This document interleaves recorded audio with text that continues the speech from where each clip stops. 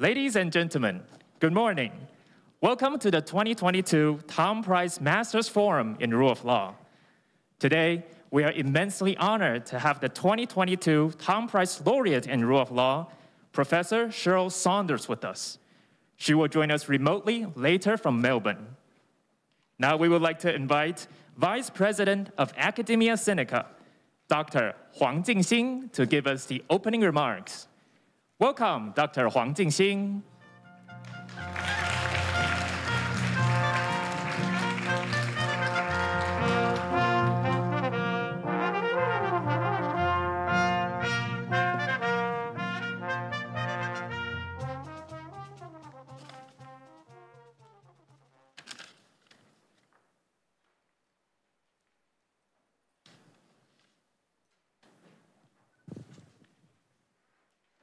Good morning, Professor Saunders, Professor Wang, Professor Ye, distinguished guests, ladies and gentlemen. Warm welcome to 2022 Tom Price Master Forum Rule of Law. It's my pleasure and privilege to open this event on behalf of the Academia Sinica. We are very happy to receive the invitation from the Tom Price Foundation this year to hold this meaningful event jointly. And we would like to thank the National Taiwan University College of Law for the great assistance in moderating this forum. Although the pandemic has changed our plan, we are still honored to have the opportunity to invite Professor Saunders to give us her insight through the internet and to spread her thought worldwide. Professor Cheryl Saunders is the 2022 laureate of Tom Price in Rule of Law. She is a pioneer in comparative constitution law, an academic practitioner who applies her scholarship to inspire and advise constitution-making exercises with vision, wisdom, and persistence. She also consistently engaged with local experts and scholars to share comparative constitution knowledge. Today, it's a great pleasure that young scholars and activists get together to talk about public participation in Taiwan.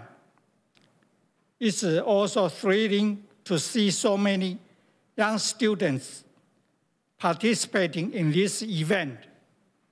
Conversation with diverse perspectives and dialogue between people from different backgrounds are always what we are looking forward to. I believe this would be a very inspiring discussion. Thank you.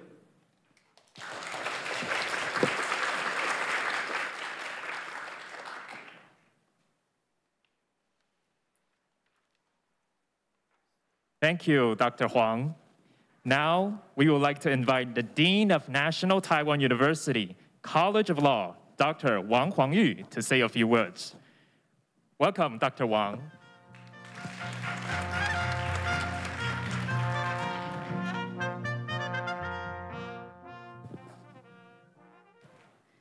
Good morning, Vice President Huang, Professor Ye, Professor Zhang, and Professor Saunders.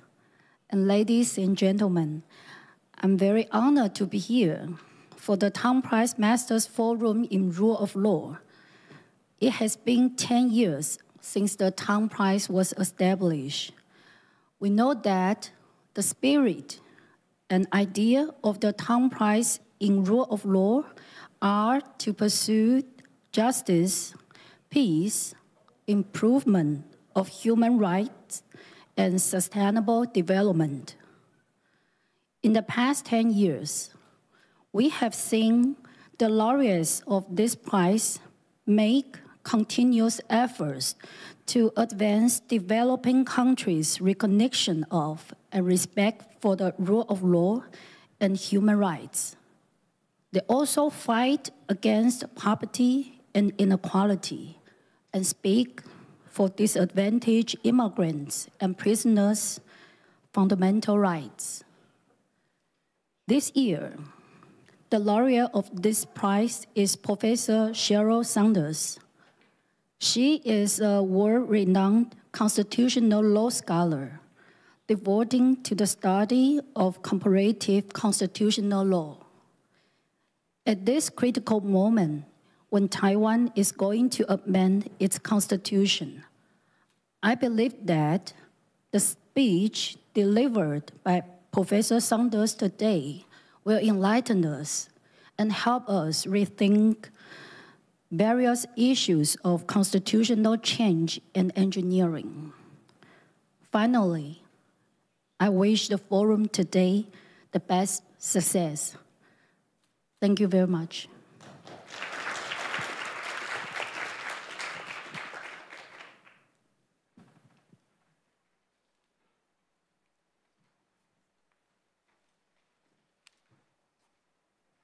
Thank you, Dr. Wang. Now we would like to take the group photo. Please remain in your seats, and we will let our photographer to take the photo from the stage. At the same time, later we will have our forum started. In the forum, if you have any questions in the middle, please use the Slido link on the stage. Thank you.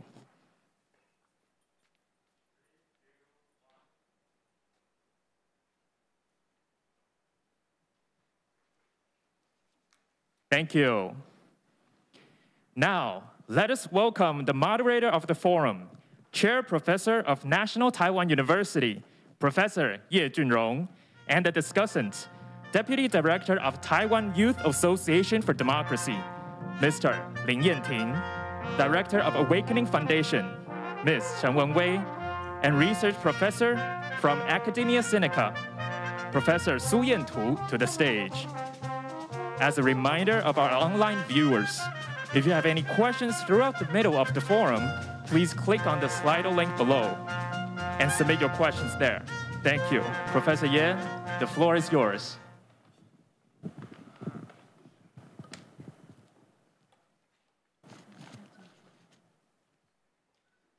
Thank you very much. Ladies and gentlemen, it is our greatest honor to have Professor Saunders with us today for this Masters Forum. On June the 21st, I had the privilege to open the sealed letter and announced that the 2022 Town Prize on the Rule of Law laureate goes to Professor Sheryl Sanders. We were very happy about that, and she certainly deserves it because she is a lifelong contributor to constitutional legal scholarship and also constitutional making in the region and beyond.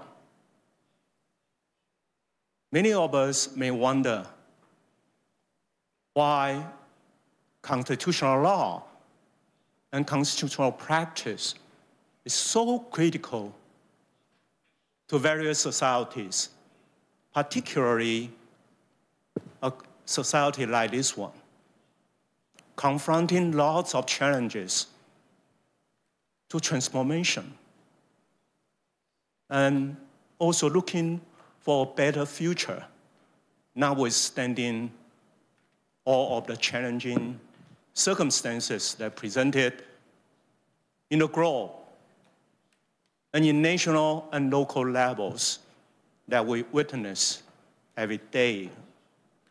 Like yesterday, we just witnessed an earthquake here in Taiwan. Resilience and also capacity building has been a job for all of us. Professor Saunders has been described by the selecting committee as an academic practitioner and also a trailblazer in comparative constitutional law scholarship and also constitutional engineering. She has been a renowned professor on constitutional law in Australia, of course. She has been a laureate professor in Australia. Very well recognized constitutional scholar in common law jurisdictions. Actually, I should say in the globe, as she was the president of the International Association of Constitutional Law when she made tremendous contribution to sort of set up a platform for constitutional lawyers and constitutional scholars to exchange their idea to make a better society for all the nations and states in the world, particularly sort of set up a networking for constitutional scholars, senior and young, to exchange their ideas has been remarkable. More importantly, she focused her work in practice. She is not a renowned professor in a classroom or in her study room only. Her constitutional footprints has extended not only in Australia, in UK, in Europe, but Africa, Southeast Asia, Middle East, and beyond. She has helped involve, participate, and advise constitutional development from South Africa, Egypt, Zimbabwe, the Philippines, Bhutan, Nepal, recently Myanmar. She also get involved in all kinds of academic and practical practice in almost every part of the world. But we remember that she played a vital role in Asia-Pacific region. Those of us, including myself and Professor Chang, and even younger Jianzhi, Professor Lin Jianzhi, many of us, as you can see, also benefit quite a lot from her wisdom, intelligence, patience, and patience in the past. Ladies and gentlemen, we have the honor to listen to Professor Saunders' speech at the venue of Town Prize. Thank you for the Executive Director, Chen Zhenchuan. He is also here. Our continued effort to extend our vision and our value beyond Taiwan's boundary. And Professor Saunders is going to give us her ideas and visions about constitutional making, particularly from the perspective of public participation, which is a vital perspective when it comes to constitutional making. With us also 3 discussants. And I would like to mention, we invited them to participate, not because they are great legal scholars or because they are intelligent, but because they got involved one way or the other, in their own way, in constitutional making, in constitutional politics. As a scholar, even when they were student, and also practitioner, they form a kind of network of work and forces from Taiwan society. As a leader in civil organization, or as a very active student, or as a legal scholar, involved in all kinds of constitutional making.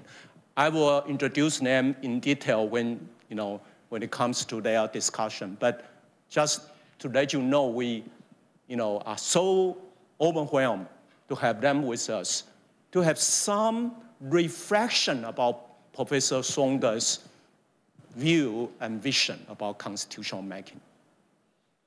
Ladies and gentlemen, please join me to welcome Professor Shaw Saunders, the laureate of 2022 Tang Prize on the Rule of Law, to the speech.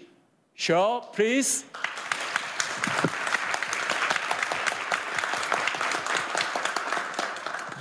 Well, thank you, Professor Ye, for that extremely generous welcome, and also for your collegiality and support over many years. Vice President Huang, Dean Wang, thank you also for your very kind welcome to this forum. To the distinguished discussants, thank you for undertaking this task. And to colleagues and students, thank you for being here today. And can I extend my sympathies to all of you for the news about the earthquake, which I read about this morning and was very sad to see. Now, it's a great pleasure and privilege to be able to speak to this Masters Forum today and to mark 10 years of the award of the prestigious Tang Prize in the Rule of Law, and I'm very honoured to be the latest laureate. I only regret that the forum is taking place virtually. I've been to the wonderful and welcoming campus of NTU many times. I think I may even have spoken in the hall that you're all sitting in at the moment. I'm very sorry not to be there again today, and I hope that it will be possible for us all to meet in person in the not too far distant future. Because I'm speaking from Australia, however, let me begin as I normally would with an acknowledgement of country. I acknowledge that I'm speaking from the lands of the Wurundjeri people of the Kulin Nation, and I extend my respect to their elders, past, present, and emerging. And so let's get the forum underway, and I will begin by sharing my screen, or at least trying to. Okay. Right. So, as Professor Ye has mentioned, this afternoon's topic is public participation in constitutional change, reflections from a comparative perspective. That was the title suggested to me by the organisers, and I accepted very readily because this is an important topic. It is highly topical. And it deserves more thought than we commonly give it. So it's a very good choice, I think, for today's forum.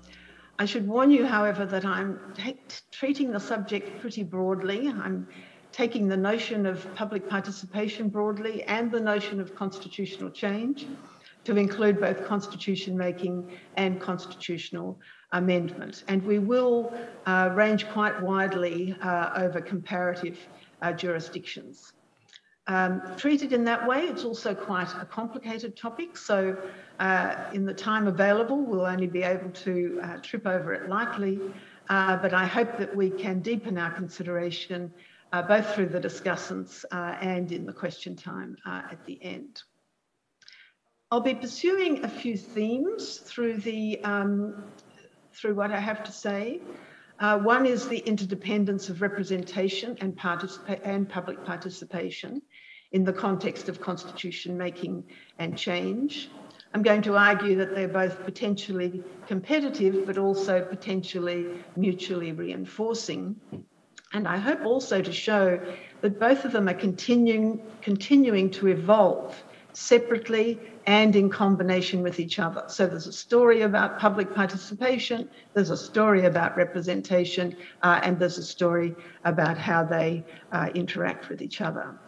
And I think that interaction is likely to be enduring over time, whatever that means, although there are challenges to how both of these systems work, and we'll see that as well.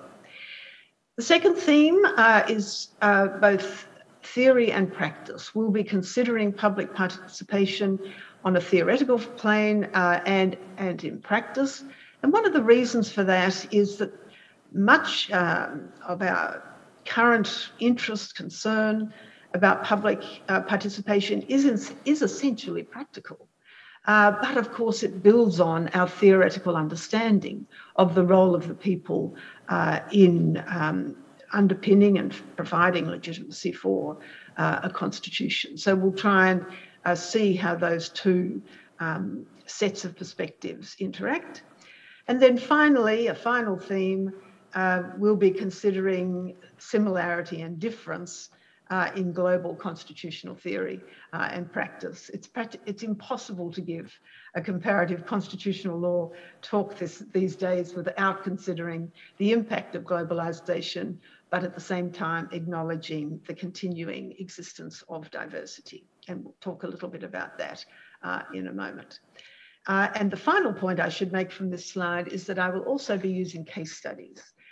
Some of this material can be very abstract, and I think it's good to tie it down to earth with understanding of what's actually going on in different places around the world. So in terms of the structure of the talk, I'll begin in a moment by outlining the case studies, and I want to use them for several purposes. One is to identify different forms of public participation, and we'll see that those forms range from the systemic and organised to relatively informal public participation, which I'll actually refer to as public engagement. And we want to note the ways in which the case studies intermingle public participation and representation. And then at various points during the course of the presentation, I'll come back to the case studies to illustrate particular points. Having done that, we'll move to sort of the relationship between theory and practice, begin with what I'm assuming will be relatively familiar material, the role of the people in constitutional theory, but then considering comparative differences in the ways in which we all think about such things, partly because of theoretical differences in our constitutional traditions, but partly also because of practical differences in our contexts. Then I'll say something about the impact of globalization on these differences. And finally, move to a very topical current issue, which also illustrates the way in which theory and practice interact. And that's the question of unconstitutional constitutional amendments, the possibility that you might make an amendment to a constitution, which is not only regarded as unconstitutional because you haven't followed the process, but it is regarded as unconstitutional in substance. And I know that there has been experience of this in Taiwan. And then finally, under this heading, we'll consider how theory is now enhanced by the practice of constitutional, of public engagement. Then I want to pause to say a little bit again about the evolution and continuing evolution of the relationship between public participation and representation. And I'll conclude by talking about three current challenges for public participation in constitutional change: the impact of external or global influences, the need to balance public participation and elite buy-in, using the term balance very loosely there, of course, and then finally something about the purposes and modalities of the referendum. So now let's think about the case studies. I've chosen 5, very appropriately. The first one is Taiwan. where I know you have a pending constitutional referendum on, I think, the 26th of November. And under your system, as I understand it, the constitutional referendum is initiated by the legislature. It's a difficult process both to pursue the initiation and to pursue the referendum. And as I think I'm right in saying that this is the first referendum for constitutional change that's been held in Taiwan. The second case study, also appropriately, is Australia, where also there's a pending referendum, as luck would have it. We don't yet have a date for our referendum, but it will be on the subject of provision of a body in the Australian Constitution to provide what's called a voice to the national government and parliament from the First Nations, from the Indigenous peoples of Australia. Australia has had a referendum procedure for constitutional change for the last 120 years. It's attempted relatively often, but rarely succeeds. Out of 44 proposals for constitutional change, only 8 have passed, and none has even been attempted since 1977. So this forthcoming referendum, some stage I imagine within the next 12 months, will be a very significant event here too. And just as in Taiwan, it's relevant for us to consider about how referendums are conducted. Third case study, completely different, takes us to the islands nation of Sri Lanka, which has been undergoing very serious problems of both governance and economic management, leading to widespread, huge public protests over the last year or so, perhaps longer. The protesters sought really major constitutional change, potentially in the form of a new constitution. It looks at the moment as if some constitutional change will eventuate, but it's likely to be fairly minor, partly because of the difficulty of translating public protest into formal constitutional action. And we'll talk a little bit about that later. Fourth case study, the African nation of Kenya, where there's been a very recent court decision called the BBI case, Building Bridges Initiative case. Some of you may already have come across this case, where a very extensive proposal to amend the constitution was invalidated by the Supreme Court of Kenya, although on procedural rather than substantive grounds, even though unconstitutional constitutional amendment was argued. But the case is valuable for us for a whole range of purposes, one of which is the observations made by the courts about the constitutional requirements for public participation, what that means, and in particular, what does it mean for the engagement of the public in constitutional change. And then the last case study, again, a very recent and topical one, comes from the Latin American country of Chile, where within the last month, a new draft constitution drawn up by a popularly elected and very diverse constitutional convention was rejected at referendum by a very substantial majority of voters across Chile. So a wide range of different cases, but all of them bearing on our topic in one way or another. So let's draw some preliminary insights from those cases. First of all, they tell us that public participation may take a lot of different forms.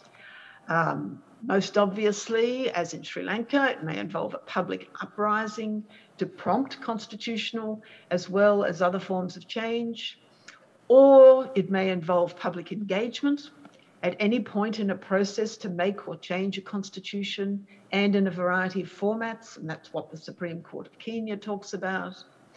Or it may involve direct election of a body to make a new constitution, whether we call it a constituent assembly or a constitutional convention. That was what happened in Chile. Or public participation may take the form of a plebiscite or referendum, in other words, a direct vote by the people.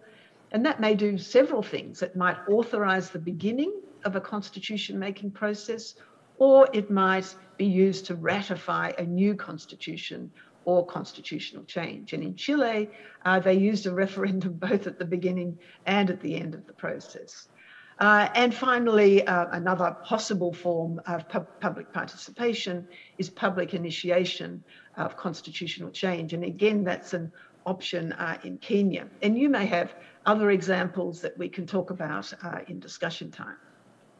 Second insight from the cases, all these forms of public participation are dependent in some degree on action by representatives, usually by elected representatives. And I won't labour that point, but if you think back on each of these cases, you can see how that's true. I mean, in the case of Taiwan and Australia, for example, the referendum is initiated by action taken in the legislature. And if those two proposals are ultimately accepted at referendum, again, we'll fall back on representatives to implement the change that has been made. Third insight, the relationship between public participation and representation may be constructive and productive. That's really the message from the Kenyan case, the BBI case, where the court is thinking about how public participation can be used as a positive add-on to the representative process. But we can also see from our cases that there is potential for tension between representation and participation. That's certainly been the case in Sri Lanka, for example, where once the representatives took over from the protesters, the changes that were made or look like being made are extremely limited compared to what the protesters themselves actually sought.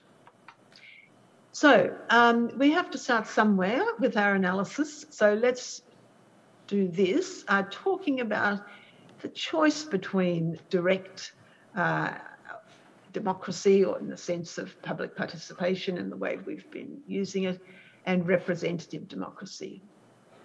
You know, the debate about the respective merits of direct and representative public decision-making stretches right back through the history of the Western constitutional tradition, and I suspect it stretches back through the history of most constitutional traditions, and it continues today, although it varies with context over time. And each of those two modes of public participation, public decision-making, direct decision-making and representative decision-making, has its own strengths and weaknesses in both theory and practice. So direct democracy, in which, in some forms at least, the people directly decide substantive issues, has an almost visceral claim to legitimacy. What could be more legitimate than asking the people themselves to decide? But at the same time, we know it can be complicated, can be expensive, unpredictable, and prone to manipulation in practice by representatives or others. Representation, for its part, it places intermediaries between the people and the final public decision. So in that sense, it seems less naturally legitimate. But on the other hand, it offers a means for accountability and deliberation and inclusion, and potentially it's more effective for regular public decision-making on what are often complex issues in what are generally large societies. But representation also is under attack in our times for a whole range of reasons that vary, I think, between jurisdictions. Criticisms include the fact that it's generated a political class, that representatives are too inclined to be self-serving, that representative arrangements are insufficiently representative, particularly of women and young people, and that they place too much focus on elections and not enough on what goes on in a democratic process between elections. And this tension between direct and representative democracy can play out in any form of public decision-making. But the choice has additional significance in contexts that require a high degree of legitimacy, and constitutional change is, of course, a classic example. It's not the only example. We also see public participation and direct democracy being used in cases of secession, as in Scotland, for example, or in cases where countries divide. But we're talking about constitutional change here, and that is a classic example of a situation where the stakes are high, where sovereignty is involved, and there may be a real need to choose between or find a new balance between direct and representative democracy. So now let's move to more of a theoretical perspective. The central role of the people, which really underpins this notion of public participation, and the techniques of representation have been combined in a way that's critical to the story of the legitimacy of written constitutions. The idea that the people provide a source of authority for the Constitution is a story that builds the legitimacy of a constitution as the core instrument in our system of constitutional government. Now, on one familiar version of this story of the role of the people, which is associated with the French Revolution, the people are the constituent power. They provide the authority for a constitution drawn up by what's typically called a constituent assembly. And the assembly may theoretically be sovereign, but in practice, it's composed of representatives. Such a constitution typically provides for its own amendment in ways that are more demanding than the ordinary legislative process, but falls short of an exercise of pure constituent power. It's derived constituent power at best. And consistently with this story of the role of constituent power, it's theoretically possible for the constituent power to revive at any time, to throw out the old constitution and to make a new constitution. I say that's theoretically possible because in practice, of course, it's extremely difficult. But over time, the claim that this story makes to conferring legitimacy on the Constitution has often been strengthened in various practical ways. Strengthened by adding a referendum to the beginning or the end of the process, or both, to emphasise the fact that the Constitution is made by the people. And more recently, it's been strengthened by providing for other types of interaction with the public during the constitution-making process.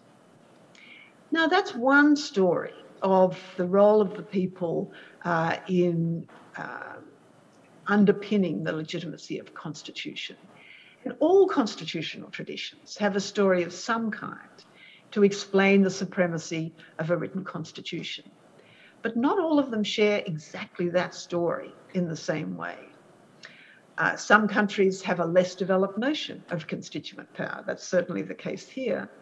And therefore they have a less developed notion of the consequences of constituent power, relying instead on a looser notion of popular sovereignty, as in the United States, and many of us have picked up that tradition. Some countries still have a culture of parliamentary sovereignty or supremacy. I think Sri Lanka is an example where they move easily to the assumption that significant constitutional change can be made by the legislature alone. Another different context, not all constitutions can be attributed to an exercise of constituent power at a precise time. Sometimes these are described as transitional. Professor Ye has described the Taiwanese constitution in that way. And in these cases, constitutions may, for example, have evolved over time as democratization occurs. So you don't have the big bang moment when the constituent power makes its move. The constitution becomes a democratic constitution gradually over time. A third different context, many constitutions are made or shaped in various but significant degrees by external influences. Japan at the end of the Second World War is an example, and I'll come back to those external influences towards the end of the talk. And then in yet another variation, in some contexts, the people themselves are deeply divided, so that there is no consolidated constituent power. There are fragments of what might be constituent power who constitute the people of the state. And Sri Lanka has been an example of this over time, with quite deep divisions between the Sinhalese and the Tamil people, although I think the recent protests have maybe seen something of a merger in the public interest. And so these are all complicated, different contexts which might cause some variation in the story of the theoretical role of people in constitution making and change. However, now we need to take account of the influence of globalization, because the current very deep, very distinctive phase of globalization clearly has caused some considerable homogenization of constitutions across the world. And that tendency for ideas to drift together affects constitutional thinking or constitutional theory, as well as constitutional substance and practice.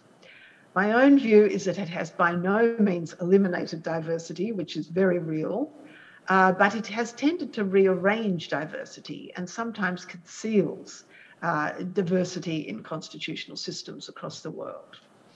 For present purposes, I'm mentioning it because it's caused the stories of the role of the people as authority for constitutions to converge, at least superficially, notwithstanding those underlying differences that we noted on the earlier slide. So now, in 2022, the terminology of constituent power is broadly shared across the world, very often used interchangeably with popular sovereignty. And in states where the constitution has in effect been a transitional constitution and the state has democratized over time, we just adjust the theory to say, well, as democratization occurs, the people become authority for the constitution as it has evolved and as it has become democratic.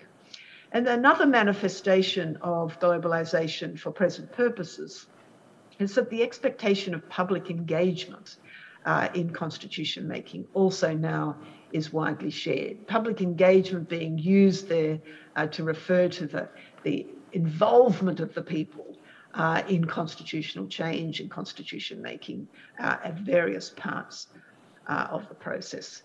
It used to be the case that popular involvement tended to be stressed more for the purposes of making a new constitution than amending an old one, but even that is changing, as we will see when we look at the BBI case, which we will do in just a moment.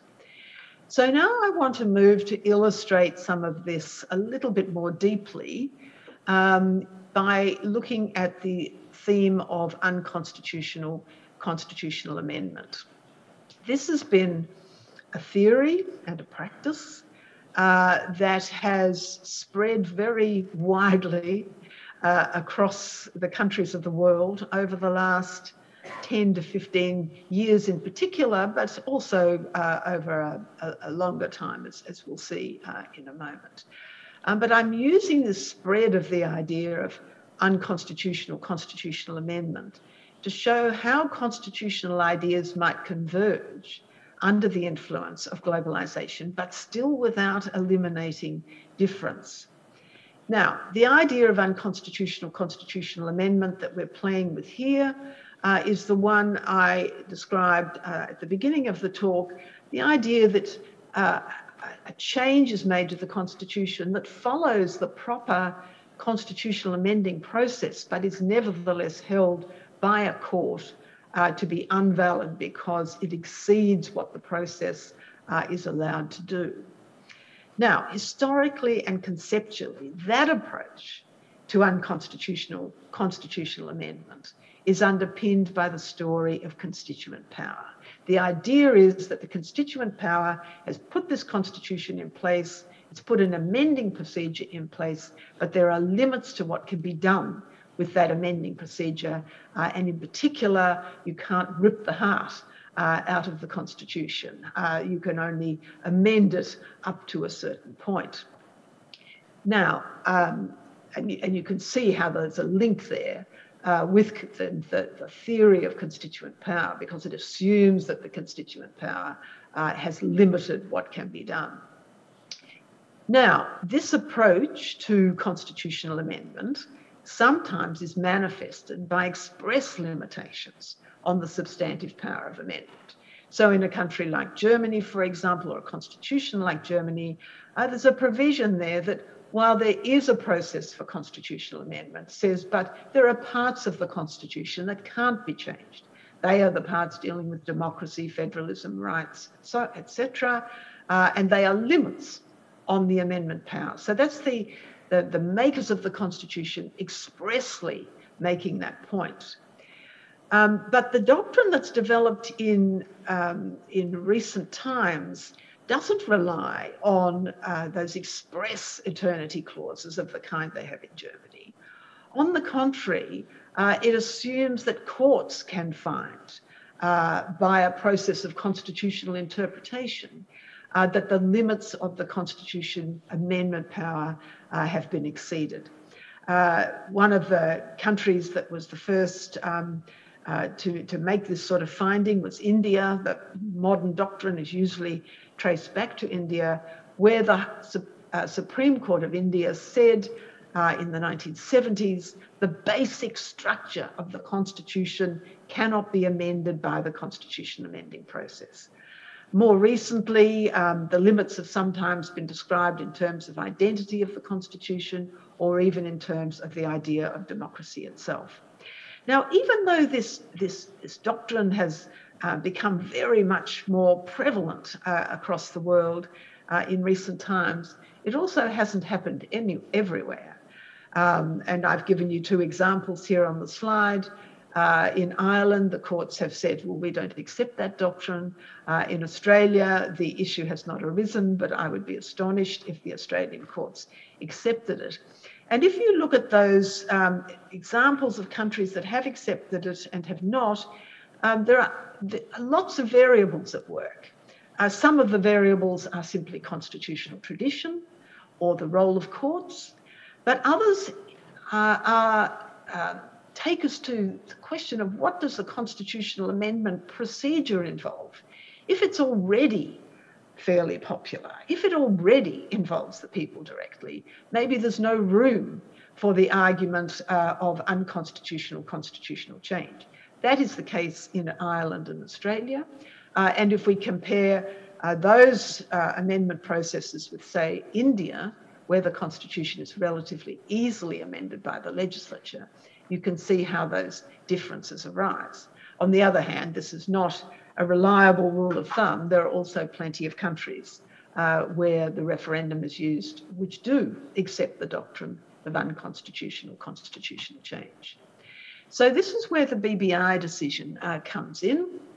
BBI, as I said earlier, means Building Bridges Initiative.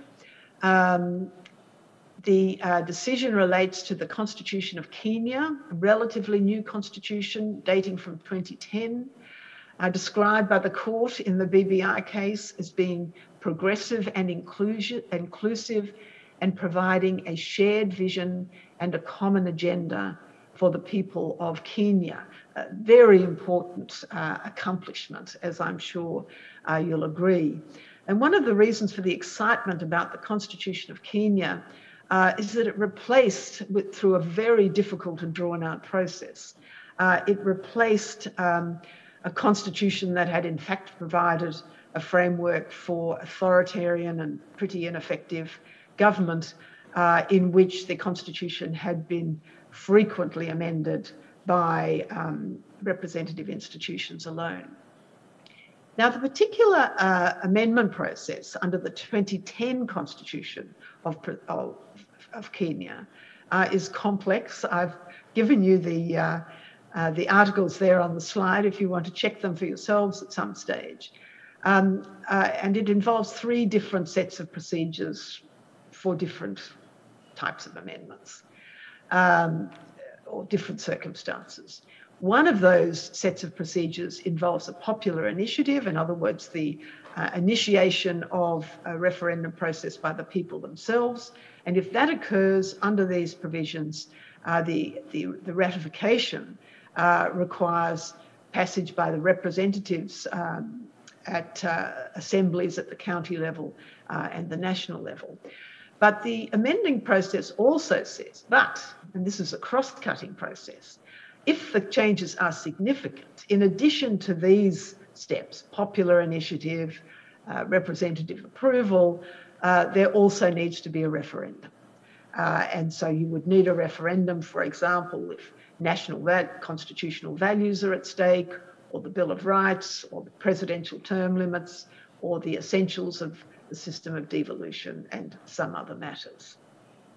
Now, the BBI case arose when there was a wide-ranging constitutional amendment, and that was challenged on grounds that, a huge number of grounds, I can't possibly do justice to the complexity of the case.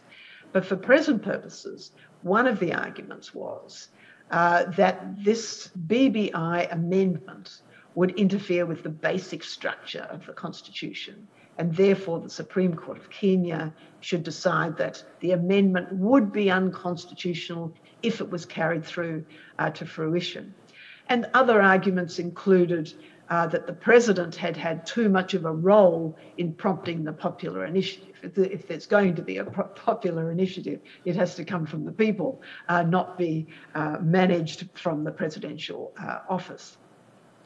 Now, in the outcome of the case, the challenge to the validity of the attempted amendment succeeded, but it succeeded basically on procedural rather than basic structure grounds.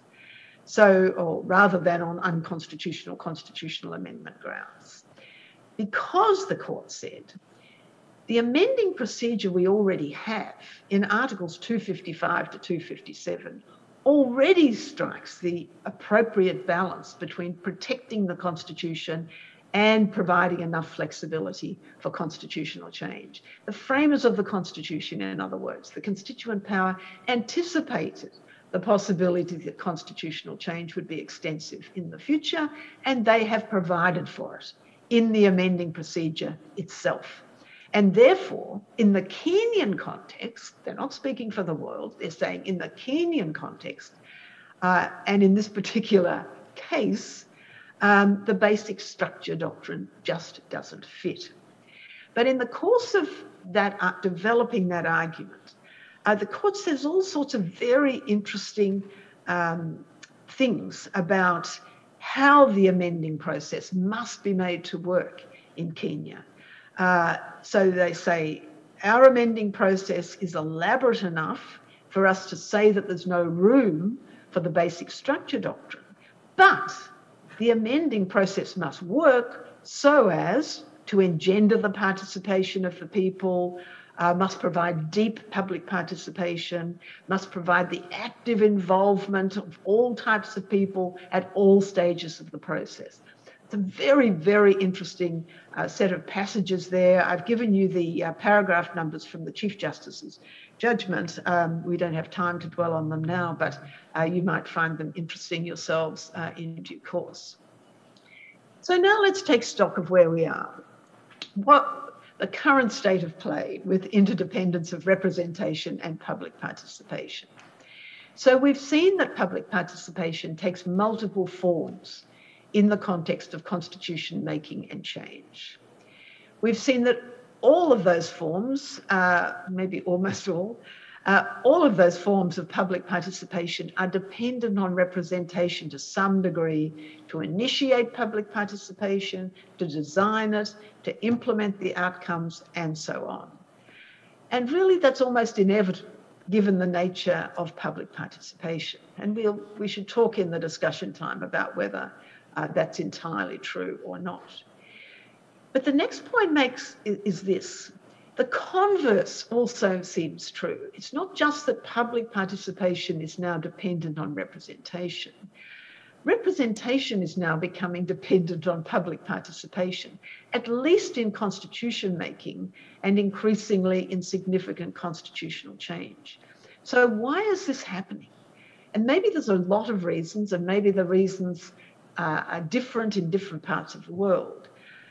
Maybe we now just expect more of democracy. We expect that in a democratic system, the people can be actually involved in matters, in cases where it matters. Or maybe there's just a greater appreciation of diversity and that different people may have different views, so that it's important to involve people who would normally be underrepresented in the ordinary representative process. Or maybe it's because there's disenchantment with the representative process in the sorts of ways that I indicated at the outcome. Or maybe there are just simply practical reasons. In the modern world, it's possible to involve the people more actively in important public matters. And if it's possible, then we should do it. Now, this process of evolution that I've sketched so quickly over these slides is continuing. And the purpose of this slide is just to draw your attention to some of the changes that are already underway. And you can pick up any newspaper once your consciousness is aroused to this, and you can see further examples of this in action. So we're seeing changes in public participation, we're seeing changes in representation, and we're seeing changes in the relationship between them. And so the initiatives that I've listed on the screen, which you might watch, include the following. There's a lot more emphasis on deliberation, both within representative institutions and outside them. There's now a huge literature on deliberative democracy. There's a lot of ongoing experimentation with something called mini publics, where you bring together a random selection of citizens to discuss critical matters which are sometimes connected with constitutional change. And I've given you a link there to the Irish Citizens' Assembly in 2016 to 2018, which played a critical role in ensuring that an abortion amendment was accepted at referendum in Ireland. Another initiative, progressive deepening of forms of public engagement, as in the BBI case. Fourth type of initiative, the constitutionalization of public engagement. It's no longer necessarily just an informal addition to a process of constitution making and change. In Kenya, at least, and probably some other more recent constitutions, it is a constitutional public engagement is a constitutional requirement. We're also seeing increased use of the popular initiative for constitutional change, discussions about the potential of sortition. I've given you a link there to something called the Sortition Foundation, which explores the possibility of using assemblies that are chosen randomly or by lot, in some ways, even to the point of taking over from representative institutions. Whether that's practical or not is another question, but there's a lot of literature emerging on this. And of course, there's potential for very creative use of social media. Meanwhile, there are three long-standing problems, and I know I'm running out of time, so let me finish with these quickly. One is the international dimension. This emphasis on public participation that we've been talking about is consistent with the idea of a constitution as a quintessentially national instrument. It's a symbolic national instrument, and it provides a practical framework for government. But on the other hand, all constitutions are influenced by the external context in some way and to some degree. That's true in Taiwan in a very unusual way. It's also true in Australia. And in some cases, the international influence is formative. Some constitutions are imposed, as in Germany and Japan. Some are the result of a peace settlement involving the international community. Some are made with the need for international recognition in mind. Timor-Leste is an example. Some constitutions reflect pressure from international soft power, and most states in the global south have constitutions that have been affected by international influence of that kind in one way or another. So how do you bring this together? The idea of a constitution as a national instrument on the one hand, and all this international influence on the other. International instruments try to do that by stressing that national ownership and leadership is important. But of course, you've got to do more than stress that. It's got to be true in practice, or that can lead to constitutional failure or underperformance. Now, this tension has not yet been fully resolved, but as someone who watches these things quite closely, I think I'm beginning to see signs of greater restraint by the international community in the ways in which they involve themselves in domestic constitution making, and also signs of pushback from states in the global south. Second continuing issue, how do we balance public participation and elite buy-in? Much of the focus on constitution building that we've been looking at has been on extending and deepening public engagement and other forms of participation. But experience suggests that we need to attend to the role of the political elite as well. Why? We may need them for leadership and direction. They bring a capacity for negotiation that the broad public won't naturally have. And the elite, the political elite, ultimately will bear responsibility for implementation of constitutional change. And the need to balance these two factors can be demonstrated in all sorts of ways by our case study, but certainly illustrated by the Chilean constitution-making process, which involved a constitutional convention, very weak political party representation in that convention, very diverse and hugely representative convention with 155 members, drew up a very innovative constitution, but that's just been rejected by referendum by a large majority across the country. So there's still a lot of discussion about why did that happen, how do we understand it? But one theory, which may be part of the answer, is that with lack of leadership in the convention itself to hammer out a compromise that not only had broad support across the convention, but also reflected pockets of support in the community at large. And then the final issue, the role of the referendum itself. Referendums add legitimacy to a constitutional process. They break up ordinary politics, but they're also expensive, complex, open to manipulation, and unpredictable. And there are all sorts of recurring and widely shared problems, which I suspect that both Taiwan and Australia share. Should there be multiple issues in the same question? Should referendums be held with an election? How should people be informed about referendum proposals? And should the people themselves be able to initiate referendums? And so the thought I leave you with at the end of this slide is, does the answer to some of these questions depend on how we think about referendums? In Australia, they tend to be treated as sort of an unfortunate add-on to the representative process.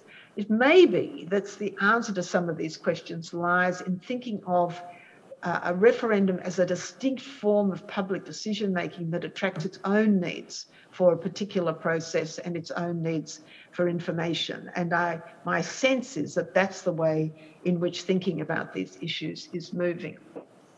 So, final reflections. Public participation has become increasingly important for both the theory and practice of constitutional change, and the significant experimentation with making it effective. Almost every form of public participation has an interactive relationship with some kind of representation, and that relationship also is continuing to evolve. Public participation in constitutional change is undoubtedly a global trend, but the forms it takes, the balance with representation, and its effectiveness in practice varies with local context, and aspects of context may be tradition, socio-economic conditions, constitutional culture, geopolitical pressures, and other factors. And there's still much to be done through both theory and practice to maximise the potential of public participation and representation for healthy, democratic, constitutional development. So thank you very much, and I'm very sorry to have gone over my time.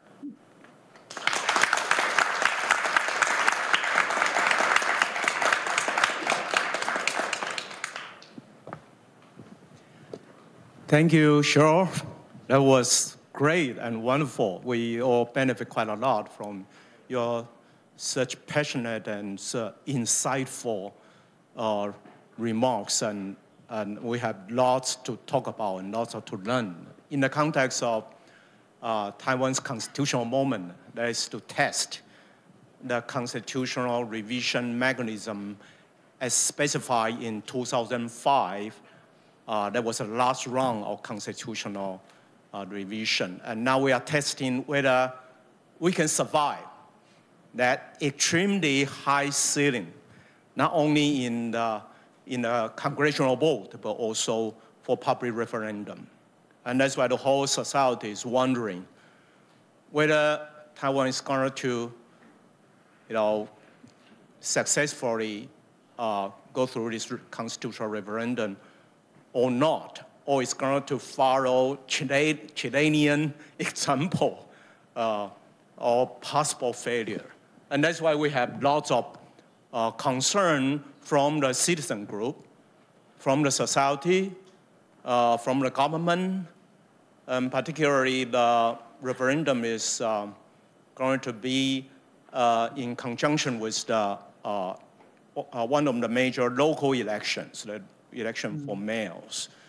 So you talk about lots of the dynamics, including the relationship between election, participation, representation, and deep down into the deliberation. So we have three discussion, and sure, I will promise you this is not an academic conference, so they are not a reviewer or discussion in any sense, with regard to your speech. They are reflecting their ideas, and even in some respect, even their experience, good or bad, and maybe sort of link to one way to link your remarks. Let me introduce these three discussion. The first with us and down far in the far end is Yanting. Yanting otherwise go by Eddie. Is the deputy director for Taiwan Youth Association. And she was also president of the National Taiwan University Student Association.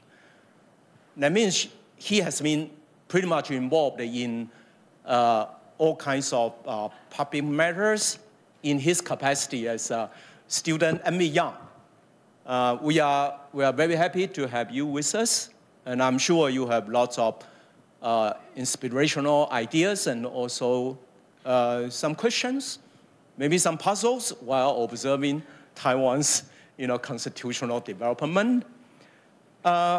And Christina Wenwei has been pretty much involved, in my opinion, all corners of Taiwan's public issues. She sort of has been trained as in the diplomacy sector. But she was not satisfied with that, so that's why she got into law and continued to work on many public matters, issues. She's working on, of course, information, technology and also democracy, of course, but primarily pretty much concerned about gender equality and how women's rights and gender issue got played down in this transformative democracy in Taiwan's context. Wonderful to have you with us. And last but not the least, Professor Su Yan-tu. He has been involved theoretically and also practically in many issues related to democracy and election. As he is I would say, the #1 expert on law and democracy in Taiwan, and has been observing all kinds of issues related to that, not to mention constitutional issue about that. There is a kind of one personal reflection whenever I see you, and I recall the time when I was teaching constitutional law, and you were one of my students at that time. And my daughter actually suffered from asthma. And that's why I have to take care of her in a constant way. And that's why there are some class meetings that I actually sort of brought my daughter with me in the classroom. And so my daughter was at that time, elementary school student, and she was also your classmate at that time.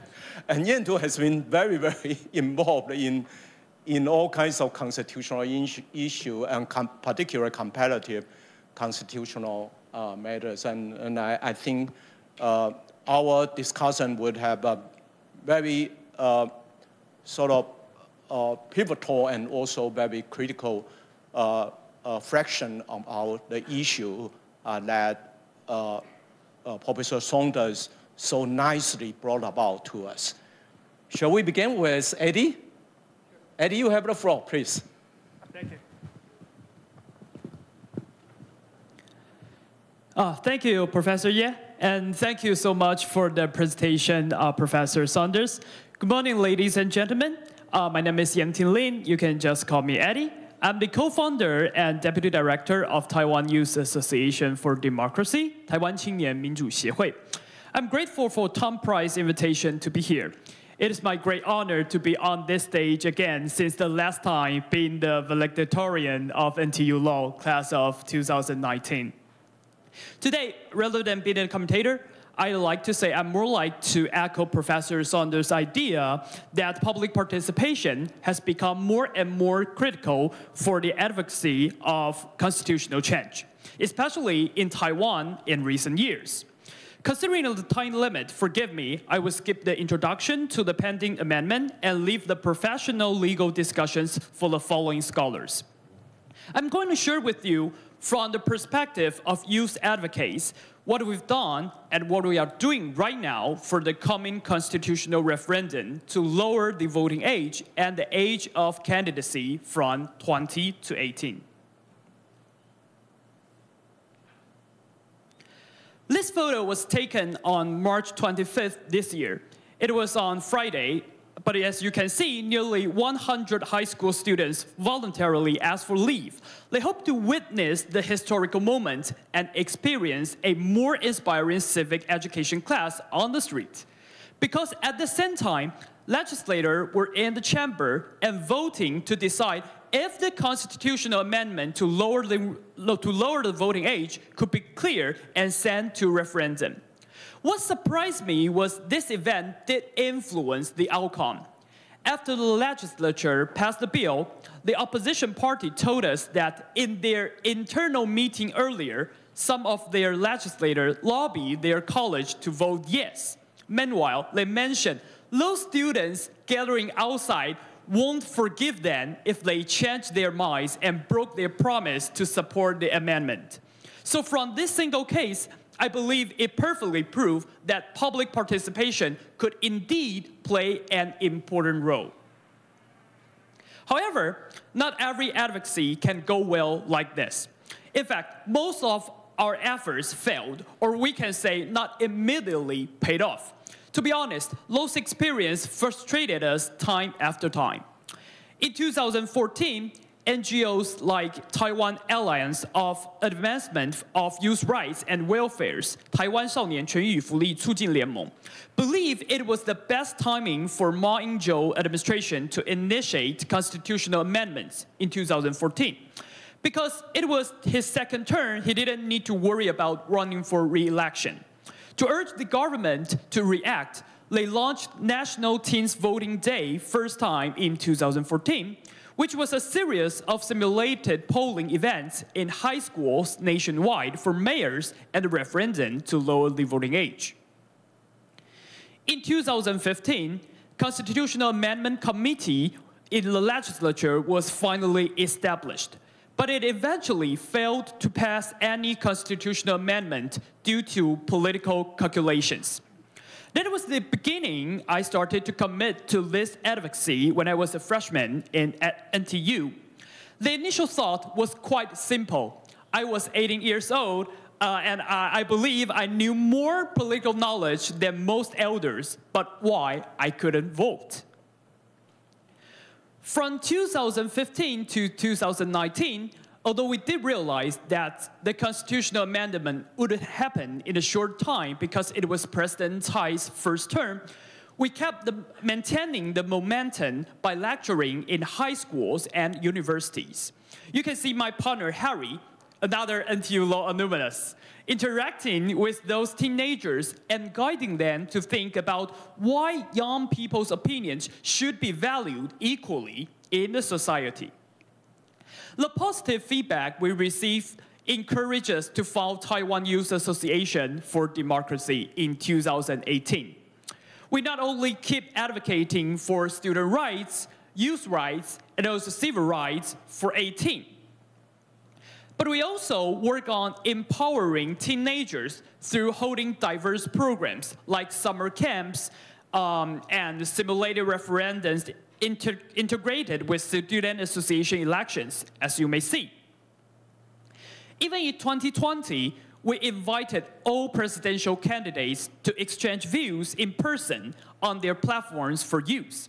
Those movements all assisted us in showing the public that the young generation is well prepared to participate in civil society. And it's time to give these legal adults voting rights. During our advocacy, interestingly, 3 countries in East Asia lowered their voting ages, separately including Japan, Malaysia, and South Korea. Those presidents provided more cards to us to leverage to the government to put more resources into educating the civilians to eliminate public concerns and myths against allowing 18 to vote and run for the office. Japan was a good reference for us. This page you can see is from Japan Ministry of Internal Affairs and Communications. The government even invited a famous actress to endorse lowering the voting age in 2016. We were happy to know our Central Election Committee invited the famous Taiwanese baseball player Guo Hongzhi this year to promote the constitutional referendum. It was probably a good start because not all actions for constitutional change need to be initiated by civil society. We also noticed some efforts from Japan's private sector to convince Japanese people that lowering the voting age is a global trend.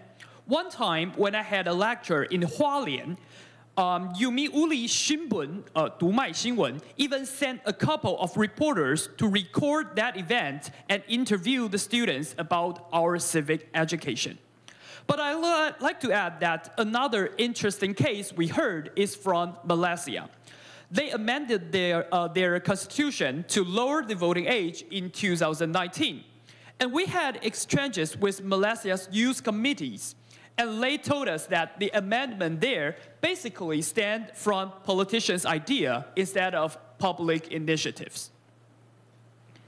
In 2020, President Tsai's second term started. Taiwan NGOs and experts believe President Tsai would try to build some political legacy through amending the constitution. We raised several proposals, including reforming the electoral system of the legislature and adding human rights clauses and so on. On the other hand, we kept trying to maintain this issue being exposed to the public through different relevant approaches. For example, we continuously lobby the legislature to amend the age of majority in civil codes. And fortunately, we succeed. To reach out to more people as possible, one example we've done was also collaborated with Taiwan LGBT Pride in 2020, which was just the 18th year of the event. Because we believe on that, we communicate this issue with more people with diverse backgrounds and communities. It is unlikely to cross such a demanding threshold, just like Professor Ye mentioned. We need the support from more than half of eligible voters, which are 9.65 million ballots. I'd like to shout out to my partners and many volunteers. They now stand by the roads and walk into traditional markets to promote the constitutional amendment. In addition, we are desperate for the government, including the executive and the legislative branches, to take more responsibilities rather than just leave NGOs who only have limited resources to figure out how to achieve such a challenging objective. Last but not least, for my fellow Taiwanese, don't forget to vote yes to the referendum on November 26th. When we're referring to public participation, I believe it exactly includes each of you. So let's renew the Constitution together. Thank you again for having me here, and thank you for listening. Well, thank you, Yanding. You certainly make the best of this time for advocacy. It's pretty much in tune with what we are talking about as public participation, participation in constitutional revision. Next, we have Christina Wenwei with us. Wenwei, please, you have the floor. Thank you, Professor Ye, and thank you, Professor Saunders, and all the distinguished speakers here with me, and most importantly, all the young intellectuals here.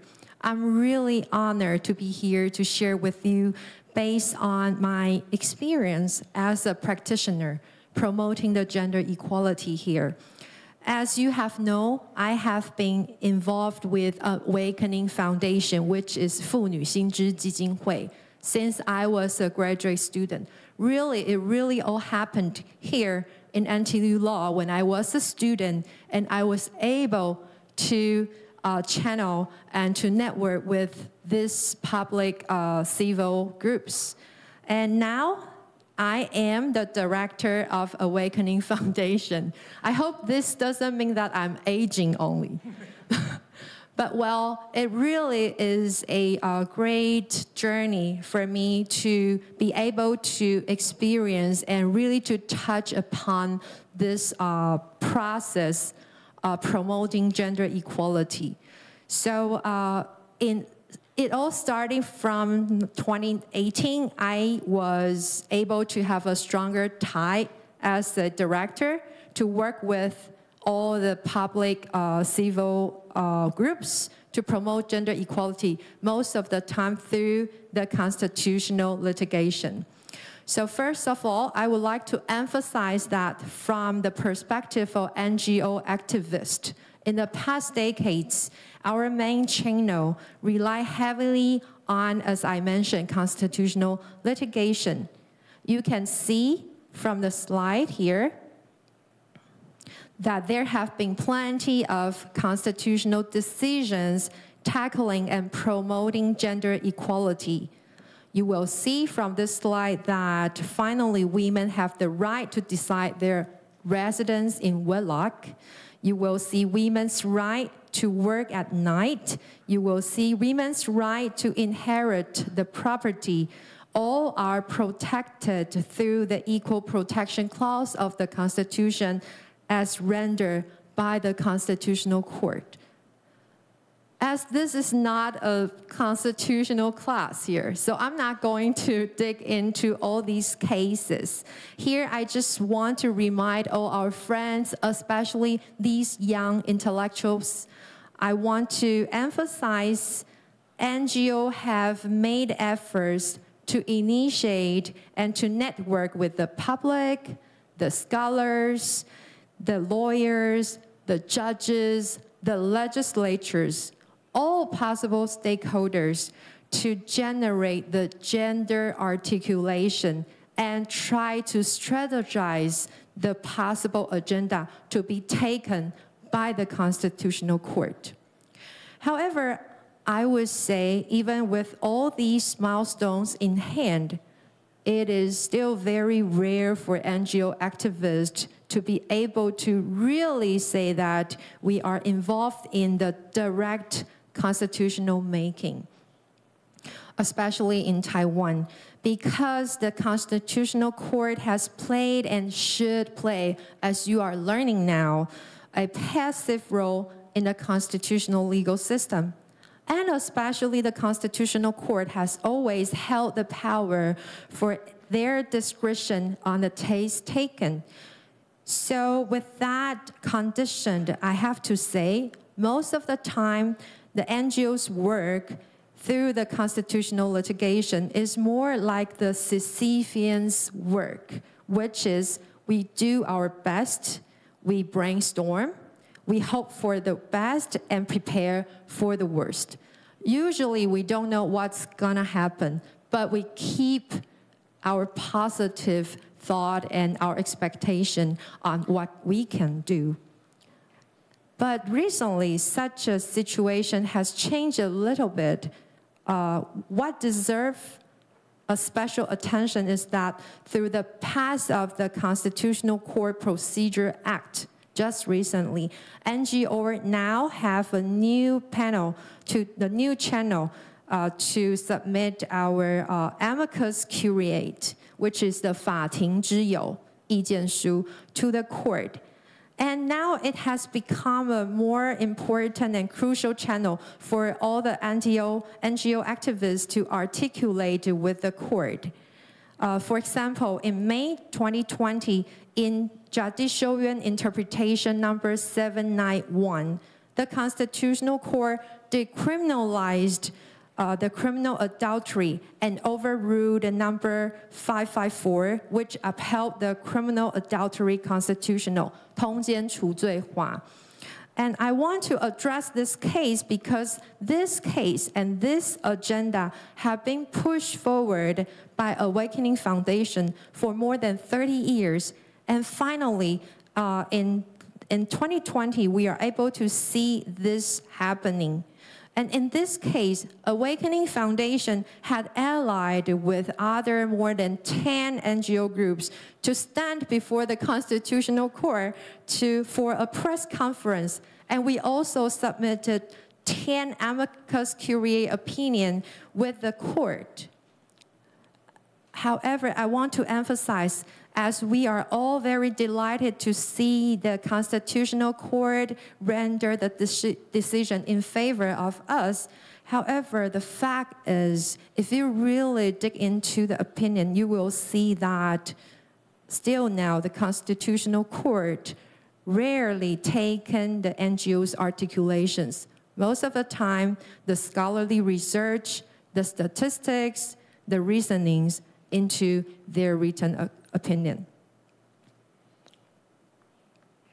So then the following question is, if so, why do NGOs still rely heavily on the Constitutional Court to promote gender equality, instead of, as Professor Saunders today have enlightened to us, taking into account of the referendum for the constitutional making?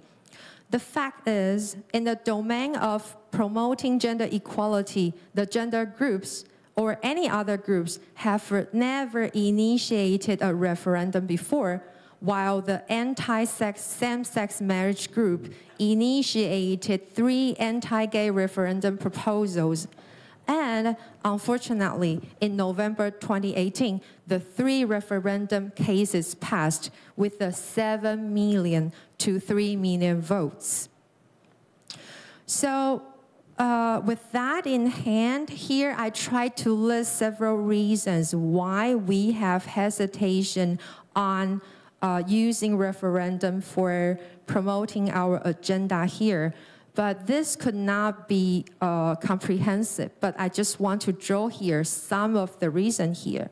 That first, for us, the gender groups, we are more comfortable with the right-based articulation, because you have seen that, you already know that the court shall play the role as the counter-majority kind of function here.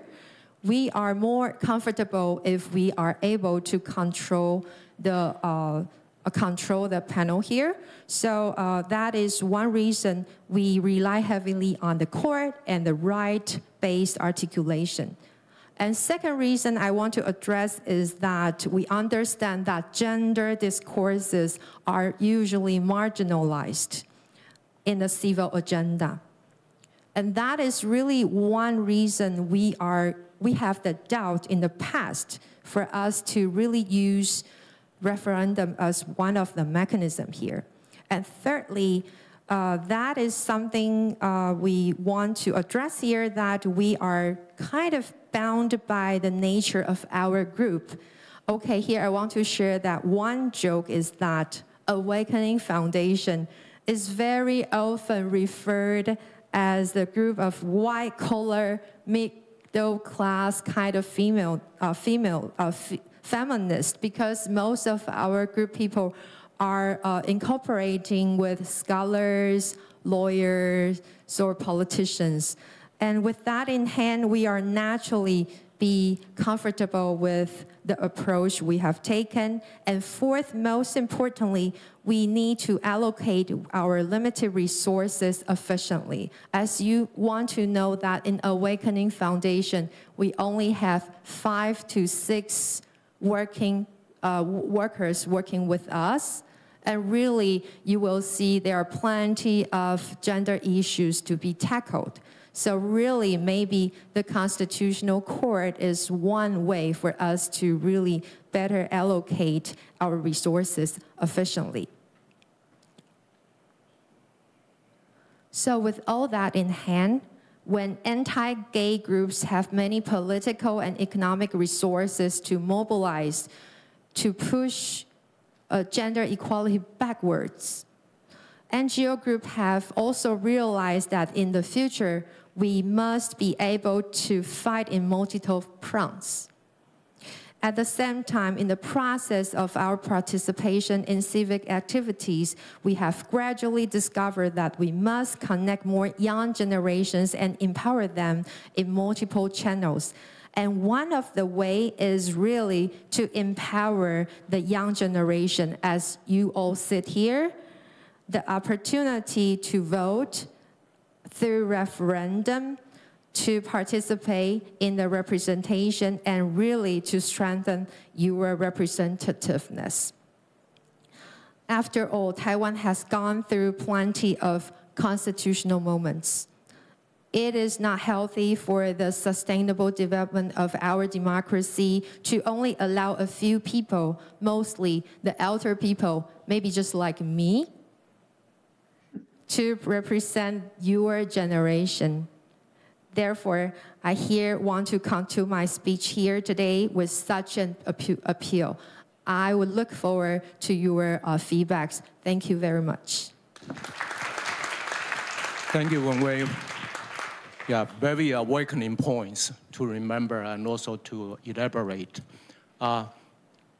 Finally, we have Yantu, Professor Su. Professor Su, you have the floor. Yes, please. Yes, thank you, Professor Ye, and good morning, everyone. It was truly an honor to share the stage with Professor Ye, my first Kang Law professor and a longtime mentor, my two fellow panelists, Yanting and Wen Wei, and above all with Professor Saunders, whose invaluable and path-breaking work has truly inspired so many students and practitioners in the burgeoning field of comparative constitutional law. So I'm fortunate to consider myself as one of them who are so much inspired by Professor Saunders, and therefore we are very indebted to her. So I guess the best way for me to pay my tribute to Professor Saunders and serve as a panelist in this forum is to apply Professor Saunders' insights, especially her insights about the interdependence between participation and representation, or the very dynamic interactions between these two important features to the current ongoing development of constitutional reform in Taiwan. So let me begin by revisiting a very, very challenging, important questions we face nowadays. Is it still possible to amend the ROC Constitution and thereby change our constitutional status quo in Taiwan? Is it too difficult to do that nowadays? many people have that kind of wonders or questions. And many of them attribute the problem to our 2005 constitutional amendment rules, because we set up so onerous requirements, not just for legislative proposal, but also for public ratification. I'm not so into that kind of answer, so let us dig deeper. And first by asking why we set up that kind of onerous amendment rules in 2005. I guess we can find two objectives these amendments want to achieve. First of all, they certainly thought that we just had too many amendments in the previous decade. So one of the objective is to reduce amendment frequency. But another objective is to have not just incremental reforms in the 1990s, but they probably envision more comprehensive, more structural overhaul, constitutional overhaul in the future. And that's why they set up a very, very high threshold for formal constitutional change. So here, let me introduce to you a distinction between constitutional amendment and constitutional replacement. Here, in 2005, what we established is actually not a constitutional amendment rule, but better be characterized as constitutional replacement rules, if you follow my logic. So what we are facing today is actually a problem of mismatch. We are using we need to use the constitutional replacement rule to make single-issue constitutional amendment, and that's really hard. So one of the problems is that our major political parties simply could not agree on a set of we can call a package deal, let alone a whole project of rewriting the Constitution. They simply could not agree on this kind of project due to our political polarization. So the political polarization make them less willing to cooperate, and it's also less likely for one single party to control the legislative supermajority required for initiating the constitutional amendment process. And so we are not able to have that kind of constitutional replacement. Think about that. If we cannot just amend, we cannot just adding a few more additional articles. We can actually rewrite whole ROC constitution from scratch, and through the very onerous amendment process, and then we will have a new constitution. But we cannot do that because our political elites simply cannot have that kind of consensus for us to go that way. And meanwhile, they can only agree on single-issue amendment, like the lowering of voting age, as Yenting and his colleagues, his friends, so firmly advocate for that course. But single-issue amendments are very, very difficult to obtain the required public approval. It's not just in Taiwan. It's actually a recent empirical studies in comparative constitutional law actually suggest that it's actually much more easier to pass a package deal of constitutional replacement through a referendum than to pass single-issue amendments. So that I guess that's what we are facing right now, and so. Two quick takeaways. First, there's a debate about whether it really matters for having this kind of constitutional amendment rules, whether the rules matters. And one important school thought that maybe rules does matter, but not that much. It actually, and the rules are not working in the vacuum. When they actually interact with the political context environment. So equally or even more important would be what they call amendment culture. Okay, so if we accept that kind of ideas, then maybe the problem cannot be solved, even if we lower the amendment requirements. Maybe, for example, from 3/4 of legislative majority to 2/3, still very, very hard. And that gives us a sense about what the problem we are really facing right now. And so I really appreciate that Professor Saunders guide us to further consider the complex, the complicated interactions or interdependence between what she called the public participation and representation. Or representation can also be can be used in different terms like elite buy-in or elite cooperation. Okay, so here right now we can actually witness the interactions here in Taiwan. Let me give you a few evidences of what we are facing right now. So you know even though the amendment bill was proposed by the legislator, by our legislative yuan, it's the required constitutional referendum actually has the effect of setting the political deadline for the legislators to do so.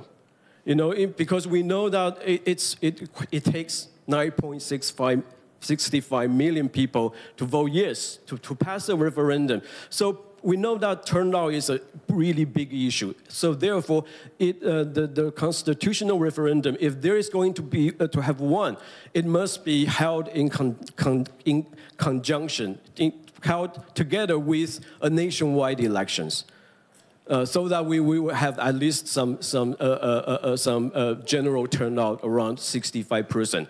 Even in that turnout, it actually takes, if my math is correct, you actually take 77% voters turn out and say yes to for the referendum to pass.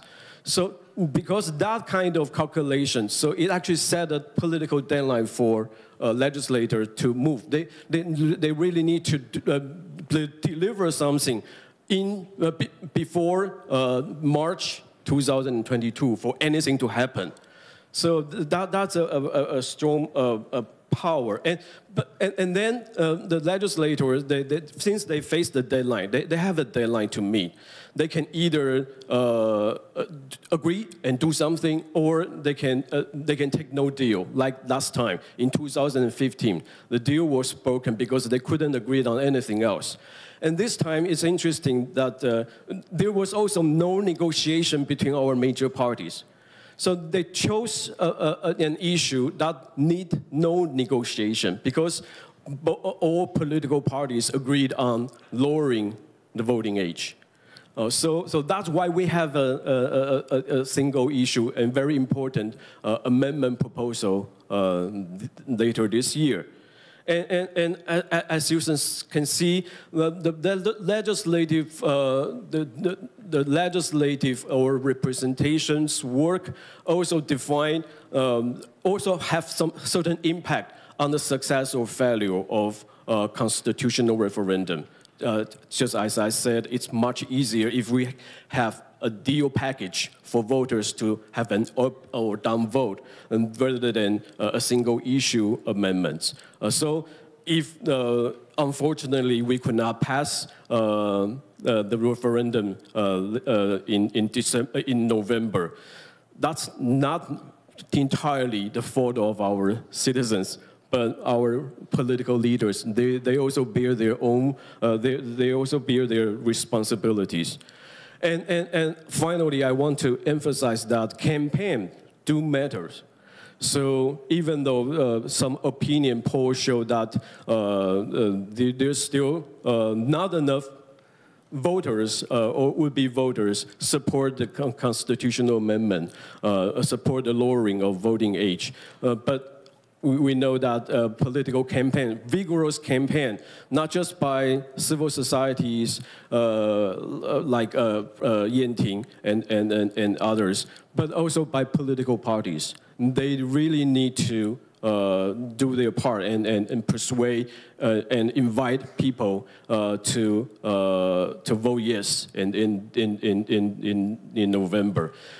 Even though it's just a single issue constitutional amendment, but if we can make it happen next time, you know, the civil societies can actually generate a stronger political pressure for our political parties to make a more rigorous, more substantive package deal. And then we are getting closer to have a new constitution. So that's my hope. Thank you.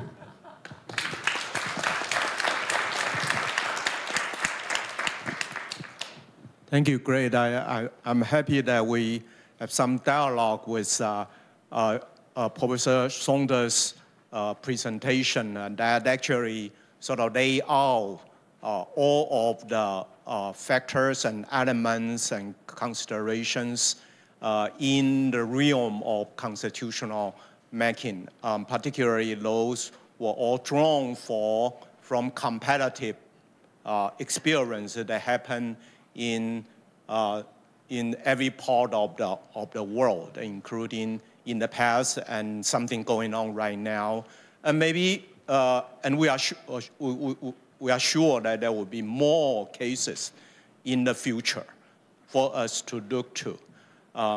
I'm happy that we have lots of participation from the university and from the society, notwithstanding, notwithstanding this is an online forum. But we have some of the questions, we have some of the questions from the floor, some may be addressed from the Slido, and some may be able to present from the floor. I'm particularly sort of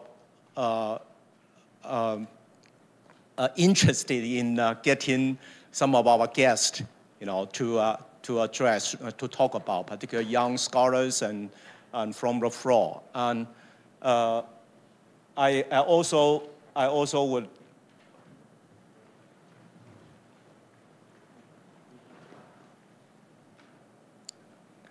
would like to look into the Slido and to see lots of questions that presented by our audience. Let me name this question first, and then I'm going to invite some of the some of you from the floor. Together we are going to have somehow Q&A discussion. The first question from the floor addressed to Professor Saunders is that what is the general picture from comparative constitutional law on age criteria for civil rights exercises? That is voting age issue. It's not going to ask you for the statistics, but some general picture about that. And also, has a referendum lowering the age limit ever succeeded so basic rights of minorities could be exercised? So this is the question addressed from the Slido. And of course, there are more, but let me just mention the other one. There is a question for general, not for Professor Saunders, and that is there really a consensus on constitutional amendment in Taiwan to support the current referendum initiative? Well, it's actually a question, and this we do an empirical study. Otherwise, we don't know. But we would like to have our general reflection about that, if anyone has some thought about that, particularly our discussion from the in the panel. But while we are sort of contemplating these issues, I would like to get some of us from the floor. Let me get Professor Lin Zhenzhi from the Academia Sinica. Yeah, Professor Lin, please. This is a question you mentioned in your slides, and that is, should the people be able to initiate constitutional referendum? And to be honest, the discussion, my colleague, Professor Yen-Tu Su, and I had a discussion on this, and I'm persuaded by him that this may not necessarily be a good idea in the context of Taiwan, because if you allow the people, Taiwanese people, to initiate constitutional referendum, that may lead to political polarization and social division. And I would like to know your thoughts. Thank you. Yes, and we have Professor Chang with National Taiwan University. Professor Chang, please. Cheryl, thank you so much for this wonderful lecture.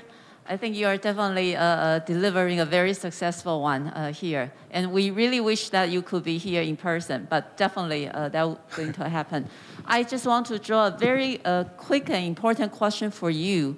And it's involving in also and reflecting in different discussions, questions. Public participation of constitutional change can be very tricky if the constitutional change involves the minority rights. For example, this time in Taiwan, right, the youngsters voting right, and also in the upcoming Australian constitutional amendment, when it involves the First Nations, really the voice and representation design in the Constitution. And you also heard about Wen Wei's discussion about how women's rights or LGBTQ groups' rights can be very tricky when it comes to constitutional amendment. And then the public participation can invite really the pushbacks. How will you think about this?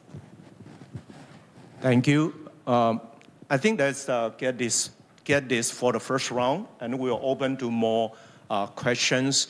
We have one question about the initiation of public referendum for constitutional revision and the wisdom to that, you know, and also that First Nation issue and representation, and reflecting to different kind of groups in the process of a constitution. Can we get Cheryl to respond first, and then we will move on to more questions. Yes. Yeah. Do you want me to respond to the one on age limits as well? Yes, if you could. Yes. Okay. So quick answers to those three very interesting questions. Of course, I have no quantitative answer to the question about age limits. I'm sure it would be possible to generate that with a bit of work. But my impression is that 18 is a fairly normal age limit for the exercise of political rights, and that, if anything, the pressure is downwards. So there is now beginning to be discussion about dropping the age limit to 17 or 16 in countries around the world. Whether a referendum on age limits ever succeeded, if we're talking about minority age limit, again, that's something that could be worked out. I don't know, but can I just say this? I'm a little bit less depressed than Professor Xu about the possibility of single-issue referendums getting up. I mean, there's a sense in which the referendum that's coming in Taiwan, and I understand the difficulty of turnout, and that's obviously significant in the Taiwanese context, but if you can just get it over the line, it will be a wonderful precedent. It will have energized and engaged young people in constitutional change, which is very hard to do in many parts of the world. It will have made them aware of the Constitution and of the processes for change. And it will have done so in a way where apparently the political parties are both supportive, which is also not a bad culture to be setting.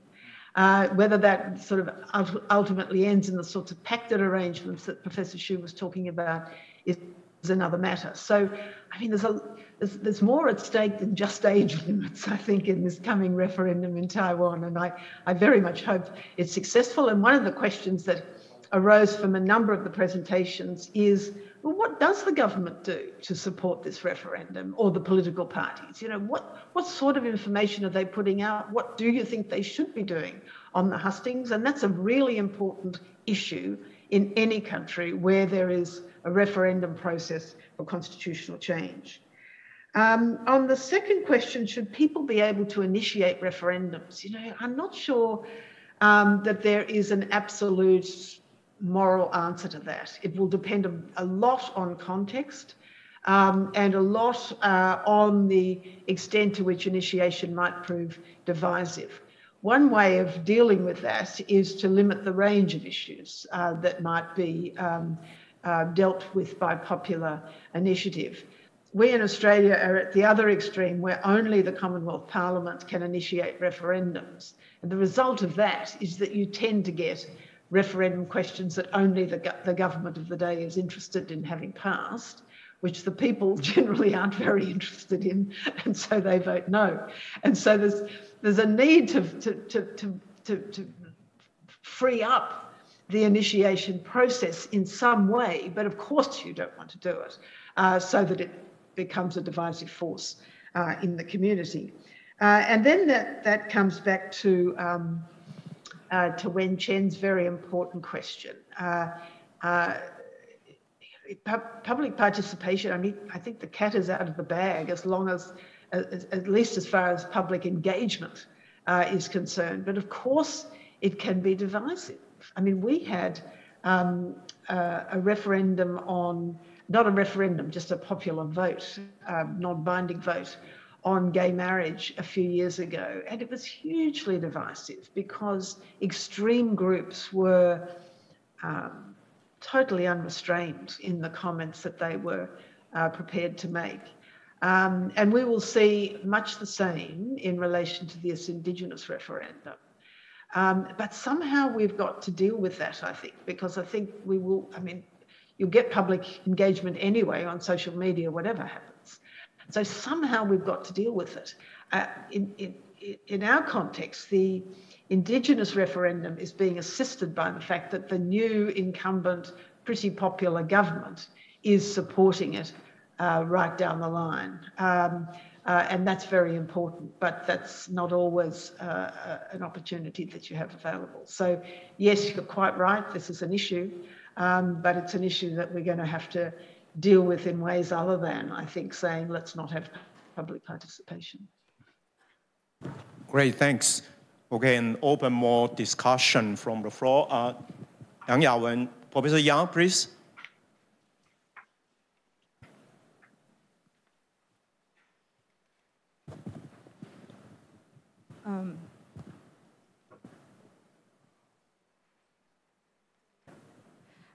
I'm Yawen Yang, a research fellow at the Institution of Law Academia Sinica, and thank Professor Saunders for this insightful talk.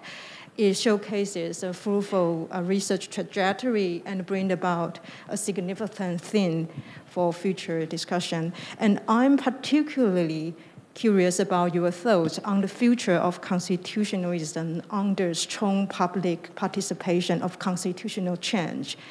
I'm no expert of comparative constitutional law, but my intuition is that one normative implication of systematic and intensified public participation is that it will necessitate a weaker and thinner idea of constitutionalism, since the idea of constitutionalism stands for a series of substantive values that we shielded from majoritarian changes.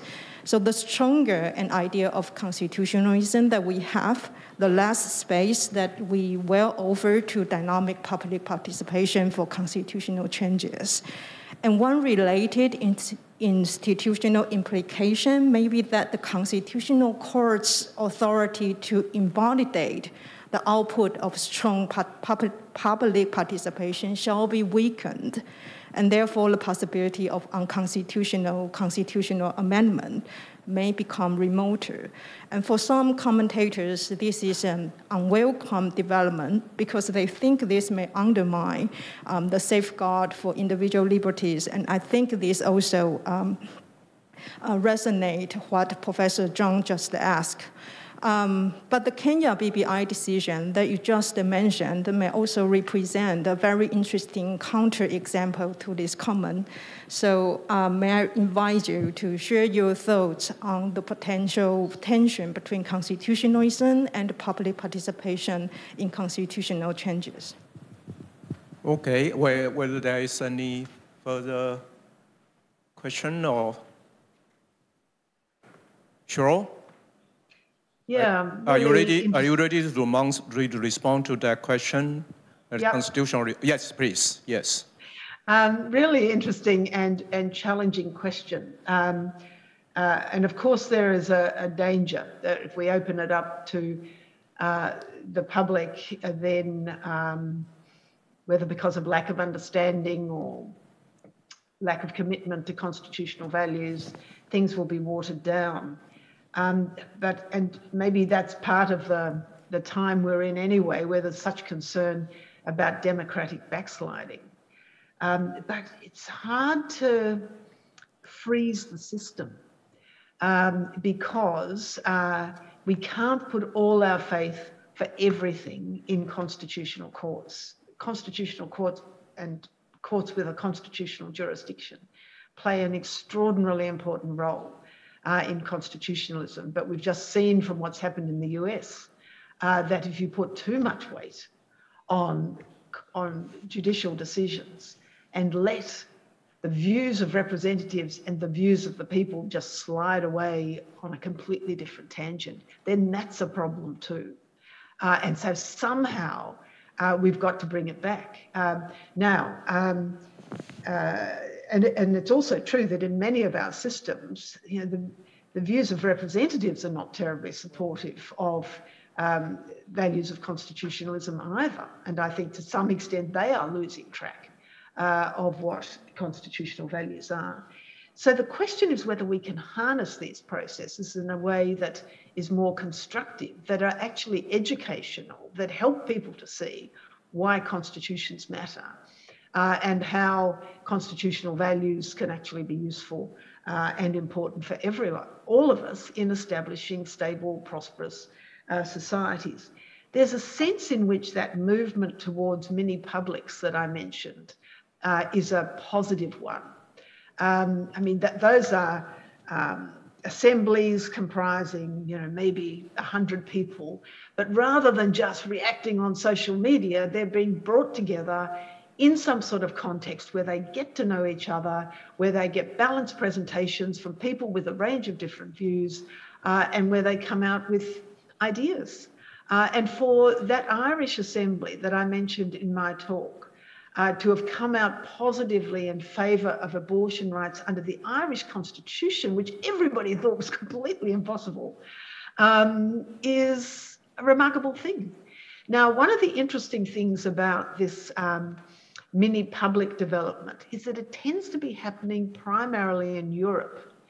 It's certainly hasn't caught on elsewhere in the world, whether that's for cultural reasons or whether it's for economic reasons.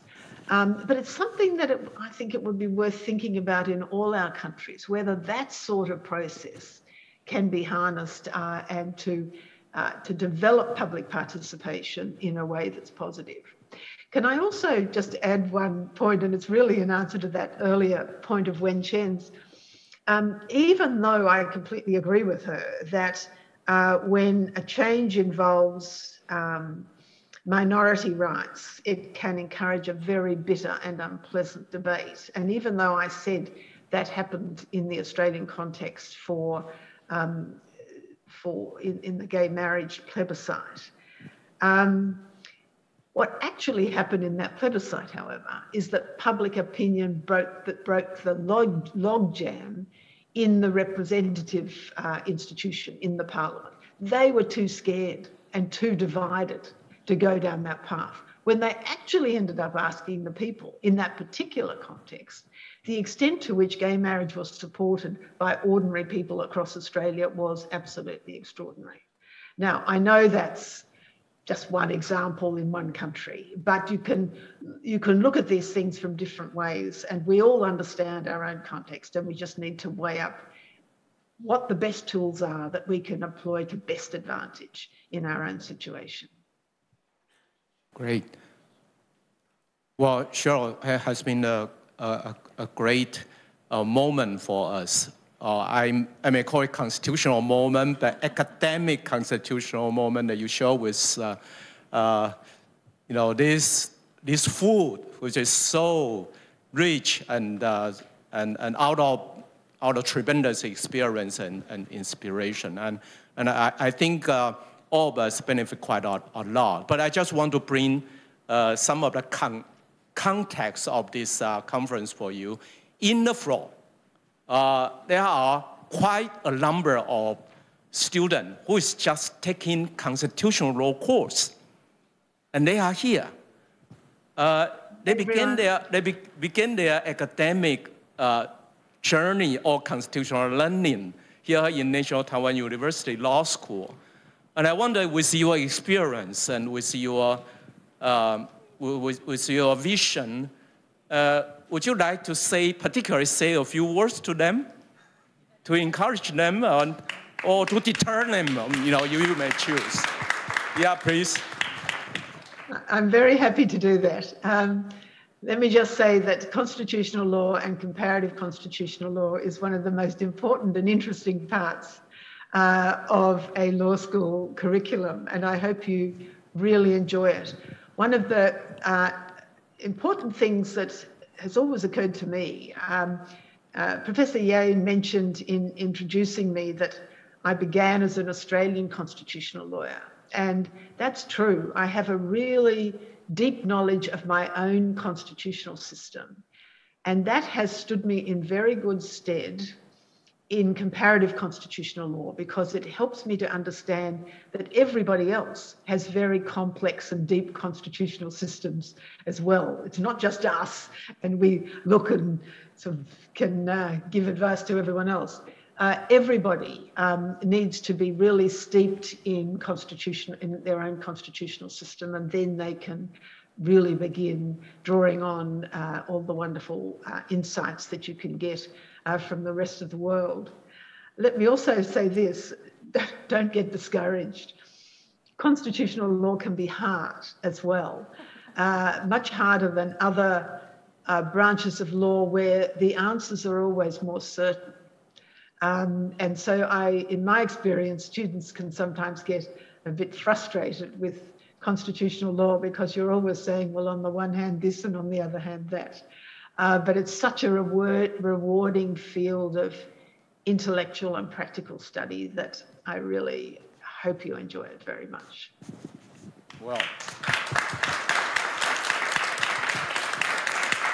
Well, thanks a lot. And maybe with this, you may be able to consider spend, say, one semester or two, visiting this law school or other institutions in Taiwan, and also sort of teach one or two courses, while know Taiwan's constitutional context even further and bring that into your rather rich picture of constitutionalism, in the world. This is remarkable, and we benefit quite a lot from you.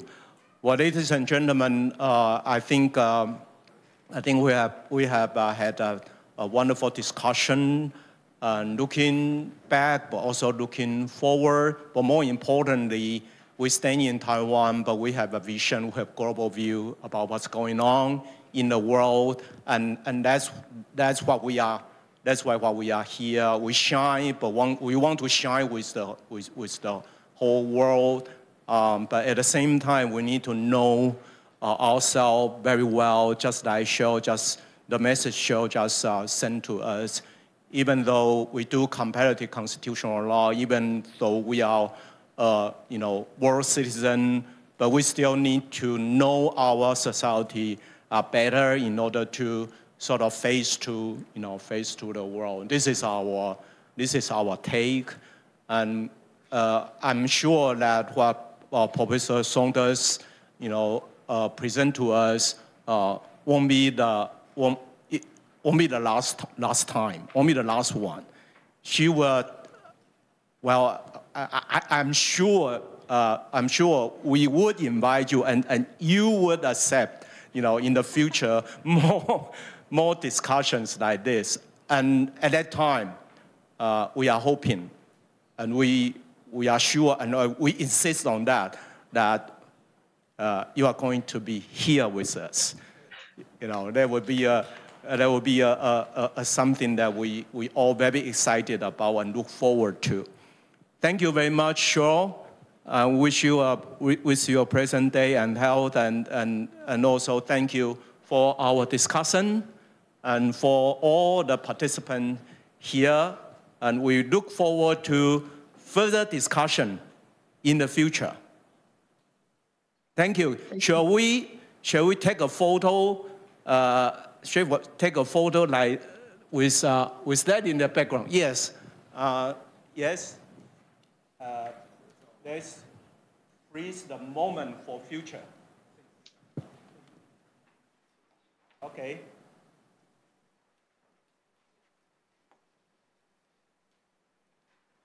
Okay. Shall we all say, "We love you, Cheryl"? We love you, Cheryl. Okay, let's do it once again. Da da da da. Okay, go. We love you, Cheryl. Thank you all very much for a really exciting Masters Forum. I appreciate it enormously, and for your hospitality. I look forward to meeting in real life soon. Thank you. Thank you.